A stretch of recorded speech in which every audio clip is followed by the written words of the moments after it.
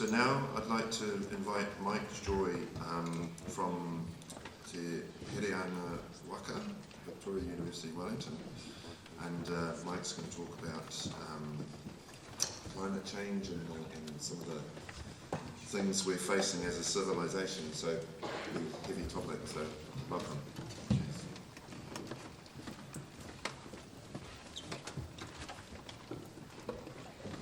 Thanks very much, and thanks for inviting me.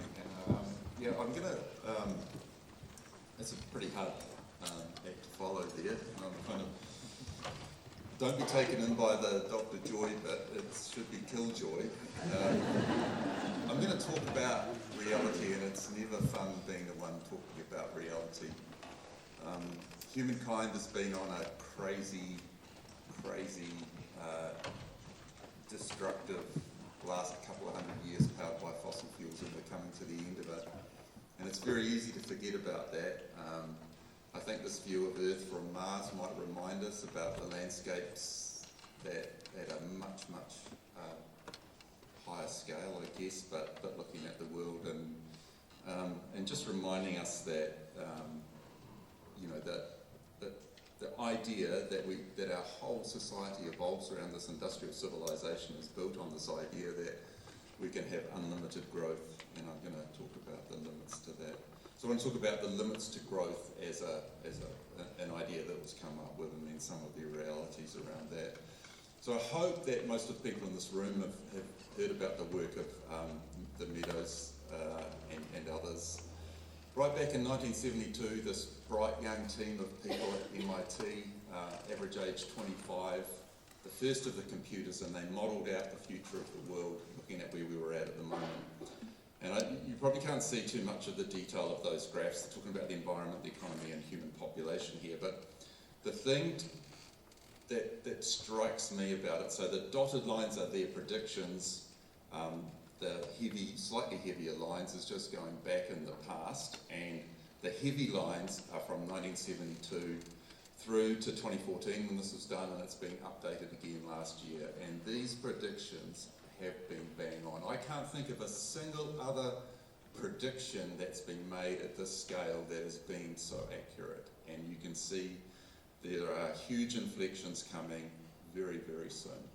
So those big inflections you can see in those graphs are around 2050. This is the kind of reality that we have coming very, very soon to us.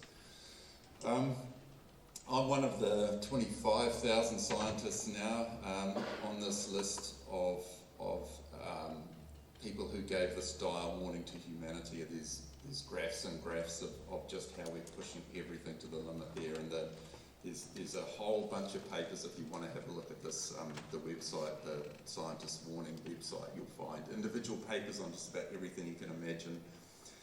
But the overall statement is if the world doesn't act soon, there will be catastrophic biodiversity loss and untold amounts of human misery. And thinking about us, I think that humankind, we talk about white supremacists, but we forget, I think, about the fact that we're human supremacists. We seem to think that we're more important than everything else, every other life form, and they can all just shift out of our way because we're far more important. So I think it's time for some humility as well when we think about this. Okay, so here's some of the manifestations. I could fill pages of these things. This is the reality that's happening now. This is the world that we're in, and we have to face this reality. Okay, so there's this idea of planetary boundaries. The Rockstrom's come up with, and so the idea of the donut work that the economist, I forget her name, has done is the idea that we live within that green circle in the middle, and the bits where we've blown out from that is where we've gone past planetary boundaries, we've gone past the point. So our food production is totally dependent on fossil fuels, and it's just becoming more and more dependent all the time. For every calorie of food we produce, we put about 20 calories worth of fossil fuel energy into that. We've got a big heap of our greenhouse gas emissions come from that. The black dots on that little version of the Planetary Boundaries graph, the black dots show animal agriculture's impact on those blowouts. So that's a really big part of our problem, is the animals in our food system. And to put that kind of into a graphic kind of idea here, this thing on the right is the world land mammals by weight. And so you've got domesticated animals, and then cattle, and then humans at the lower part of that triangle. And right down in the bottom corner there is what's left of the wild animals on the planet. So just a couple of percent of mammals, and maybe 3% in total of the biomass of animals on the planet, of terrestrial animals, are the wild ones that are left. That's how much we dominate that. Animal populations are declining everywhere. We're in the 6th great extinction, and we're well into it, and it's caused by us. I work in freshwater, so I guess the first place it happens is in freshwater. That's where everything feeds into freshwater, and that's where we see it happening there. But it's not just the animals. You know, a big chunk of the population of the world live in countries and parts of the world that are exposed to medium or high ecological threats. And what's that, about a third of the population, or a quarter maybe, live in areas of high water stress, and that's just going to get worse too. To understand this issue, it's really important to understand energy, and I think there's a real lack of understanding about energy. When I hear some of the things that people come up with and think about how we're going to live through this magic sort of energy future, and I see people posting things about how we could just power the world by hooking up the gyms and things to the grid, and we would power the world. Have a look, if you've got time, if you haven't seen this already, just go to YouTube and look up cyclist and toast. So that huge track cyclist there gets on that cycle machine that's hooked up to a toaster, and he goes for it. He is just hammering that thing. He's got legs on him bigger around than me, and he gives it heaps until he falls off the bike, basically. And there's the bit of toast. It's barely brown. You know, so that we just flick switches and we don't think about it. So if you take that, the next step to understanding it is to think about how much human work, and I mean, lots of people here go to the gym. Get on the gym. The next time you're at the gym, get on something, whether it's the bike or the treadmill or something, switch it to watts and see how much energy you can produce. And if you're going quite well, you're doing 100 watts worth of energy. So if you work out, say, for a barrel of oil, how much that is, and how much a working human can produce, there's 7 years worth of human work in a barrel of oil. Or after conversion losses, so let's stick to 4 years to be really conservative. So if that's what you got for almost nothing, just for the price that it comes out of the ground. So you've got yourself effectively a slave for that amount of time. Well, actually, you've got, for a $70 barrel, you've got a whole heap of people working for you for that time. So you've got someone working for you for 4 years, and you're paying them less than a cent an hour if you work it out, the cost of fuel and what you're getting for that cost of fuel. And people think fuel's expensive, at 1 cent an hour, and this is powering our world. How many humans to power a small car? 184. We just don't even think about that. And so you convert the energy use into humans is just as a way of picturing the reality of the energy that's substituted into our lives, that subsidises our lives, that makes our lives easy, that we don't even think about. So then you work it out for the whole economy and what drives it, which is fossil fuels. And it turns out that we've got the equivalent to about 500 billion workers on the planet. Well, for us in the developed world, or in a country like New Zealand, probably 400 each. We've all got 400 slaves hiding behind us, doing all this work for us, and we don't even think about it. When, of course, we're better off than any other emperor ever was, because we don't have to feed or clothe or do anything, house these slaves. They're just there working for us all the time. And we have this reality that we have to get rid of fossil fuels. So our slaves are going to disappear. But you know, there is some belief that we could replace that one. And it seems to me that despite all of those examples of the limits to growth that we're reaching, the only one that really gets any talk or any discussion is this idea that we have that climate change. Climate change is just one symptom of this massive industrial civilization and this crazy world we've gone into. So we're seeing this change that I think really shocks me now, that being an environmentalist, what started off the environmental movement in New Zealand was fighting against dams. Now environmentalists seem to be about fighting for dams. So that, fighting for renewable, so-called renewable energy, so that we can carry on living this lifestyle that we do at the moment.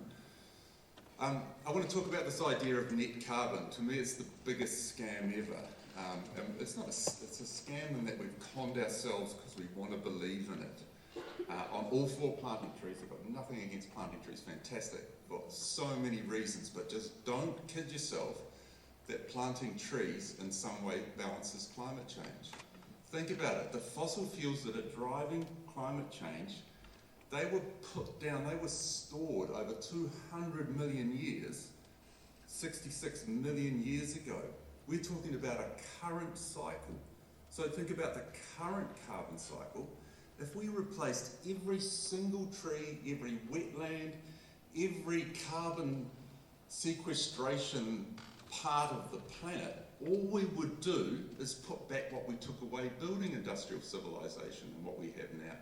So we haven't accounted for 1 single kilogram of fossil fuels when we do that.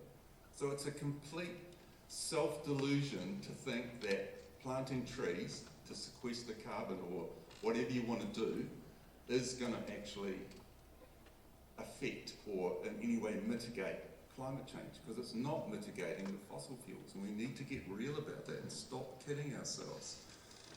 The other way we kid ourselves, and I think it's not just us kidding ourselves, there's a huge amount of PR behind this, but everybody would have read all these headlines about the growth of renewable energy and how many wind farms there are and how many solar panels and how fantastic it is. Well, despite all those headlines, we still have less, as a proportion of our energy use today, we have less renewable energy than we had last year or 10 years or 100 years ago. We're building it, sure, but we're using energy faster than we're adding the renewable.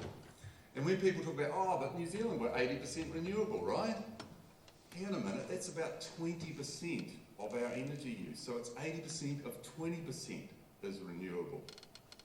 And if you want to look at the figures you'll see on our websites, officially it's 40% of our energy use. But that's because we don't count the embodied energy, fossil fuel energy, that's in everything we import into this country, like our cars and all that kind of thing. So the truth and the reality globally is 20% of our energy is electricity. So that's, so we can't be smug about this thing. This whole idea of how we power the world, you need to understand the other part of energy, which is energy density. So there's nothing as energy dense as fossil fuels.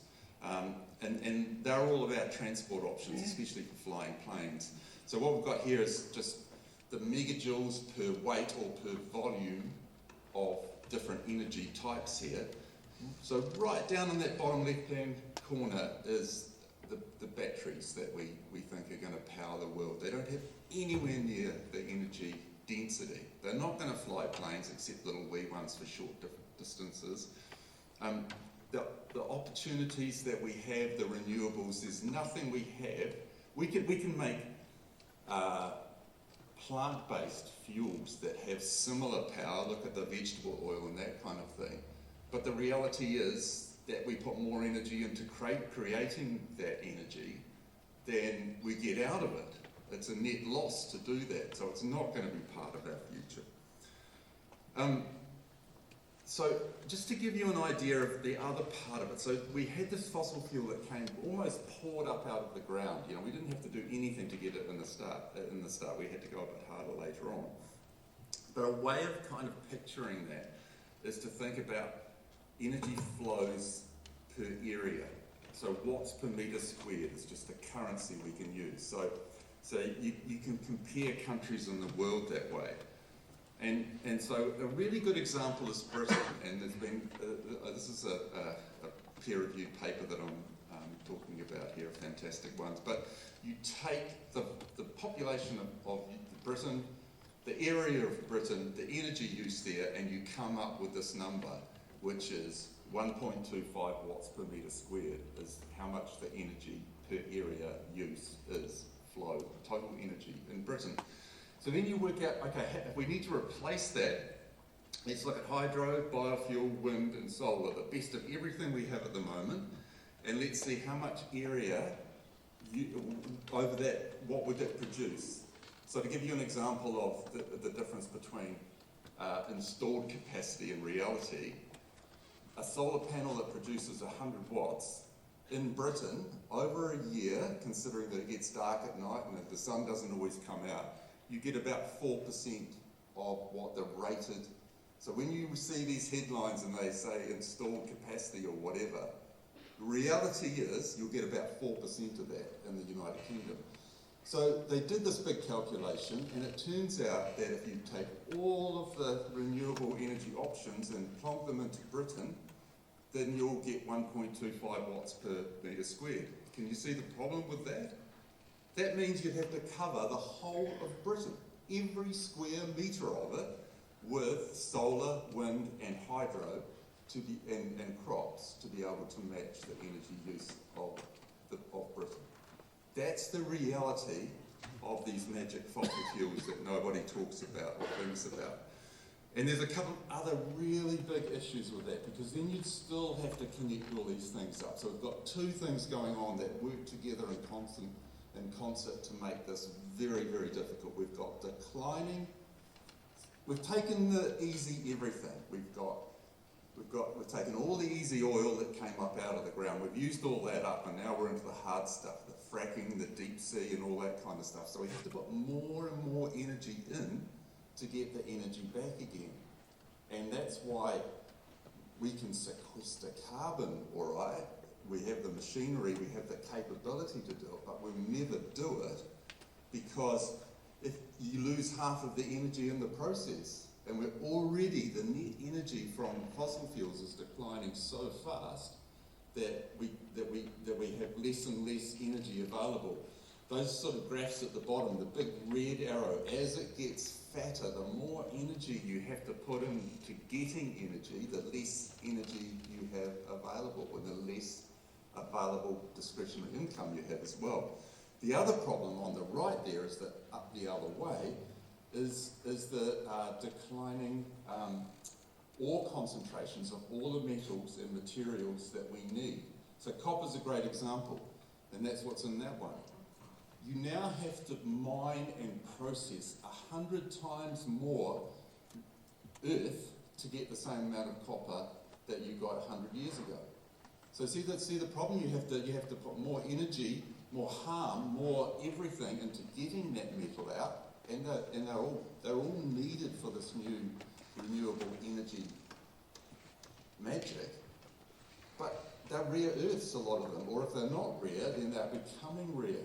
And so then you just have this problem where the energy that you're going to use, all of them require fossil fuel energy. We don't have renewable making renewable. We don't have renewable getting the materials. So that's the real limits that we're not talking about. There is this other myth out there that if we have more efficiency, that's all we have to do. We just have to be more efficient. But we're not more efficient. Our energy consumption per capita is increasing all the time. There's this idea that these magic gadgets like my cell phone that now replace that I used to have a camera and all these other things, so therefore that efficiency has made us better off. But no, because we actually use the more and more gadgets that we have and the more server farms and all that kind of thing mean that we use more energy now than we ever have had. So here, this little graphic here, if you can see it, this is our food supply, our energy supply feeding into this donut here, and then I've just got some of the metals at the moment. So we take out the fossil fuels, because remember that net carbon isn't true. So that means we actually have to stop emitting carbon, which means we actually have to stop using fossil fuels. So then we have to take those out. There's that tiny little bit that's left there, that's hydro, nuclear, wind. So most of the rivers that can be dammed have been dammed, and we have huge environmental and biodiversity impacts of those dams. We've got nuclear, it's expensive, it's slow, there's unsolved waste issues. We've got wind, we've got huge environmental impacts of putting wind into place and maintaining it, the concrete, etc. that has to go into it. Solar, huge material footprint for that. All those same metals that are becoming really rare are all part of this thing that are needed. We just don't have. So here's some work that Simon Michaud's just done on, for the United Nations, a report coming out soon on this. We have to define, just talking about metals like minerals like cobalt, lithium and nickel, we'd have to have 6 or 7 new, we just don't know of any of these deposits. We need to have 7 times the amount of these materials that we know of at the moment to have this renewable future. There's some of the, there's some lists, 965% more lithium than we know about, for a start, and so there's a whole bunch of issues. We keep mining all of the hell out of the planet as it is. If we want to replace all that fossil with renewable, my fear is, if we keep trying to do that, we're going to destroy the planet trying to maintain the lifestyles that we have at the moment. And look, just since 1990, look at that, from 10 gigatons of material that was mined up to 88 gigatons in 2017. We're on a crazy, crazy shift. And I'm running out of time, but just that there's more and more energy required for each one of these things. There are more and more impacts. If we think we're going to move into this world, and this is kind of my final message to, this is like the one that you can remember quite simply, I think. In 2018, the world, consumed about 11,000 megatons of oil equivalent. So take our fossil fuels, convert it to oil, and then we talk about megatons. 11,000 is a nice number because there's about 11,000 days until 2050 when we have to replace it all. Okay. So let's think about how we would replace that. If we start today, every day we would have to build and install 1,500 wind turbines. They're the big ones, 2.5 megawatt, and that would cover 770 square kilometres. So every day from now until 2050 we'd have to install 1,500 of them. Or we could build one big nuclear power plant a day to replace that as well. And there's only 400 of them in the world at the moment. The last one took about 20 years to commission. So this is the reality that we're not being told about. This is the reality of why we won't have this magic future. And if we try to, we're going to destroy ourselves, because that doesn't even take into account, even if we built all those things, you still have to connect them all up. You still have to mine all the copper to do that. We still have to figure out how we're going to run everything that we run on oil at the moment on electricity. So it would mean rebuilding the whole fleet of the world of cars and transport to do that. So it's not going to happen. We can't take this thing this massive industrial civilization and turn it around in a few years when it took us hundreds of years to do it. And we have expensive energy, we've got huge levels of debt as well. Everything's teetering at the limits of all those other things I talked about as well. So we need to focus on reducing consumption, on degrowing. We've got to learn to live with less or we won't have a future. And I think that Edward Wilson, he really summed it up. We have Paleolithic emotions, medieval institutions, and godlike technology, and that's our problem. But the reason I'm saying this is I totally believe what James Baldwin said. We can't change things until we face reality, and it's only human that we try to avoid reality. But we're going to be really, if manage our way down out of this and just carry on this growth trajectory and pretending that everything's all right, then we're going to have a very, very bad ending. So I'll leave it at that.